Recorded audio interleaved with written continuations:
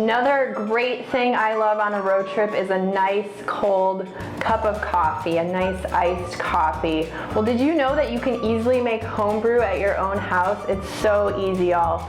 So if you do have a grinder, you'll want to grind some fresh beans. If you don't, that's all right. You can just use what you get at the store. So if you have a grinder, you're gonna wanna put it on about 28. You want it to be a little bit coarser than normal. And I like doing different flavors for mine. This one is a caramel latte flavor. I'm just gonna pour some beans in there. We wanna end up with about 3/4 cup for this recipe of ground coffee. Once your iced coffee is ready, after it's sat for about 12 hours, be sure to press down the plunger if you're using a French press. If you're not using a French press, you're gonna wanna lay some cheesecloth over what you're going to pour it through, so that way the cheesecloth can catch the grinds for you.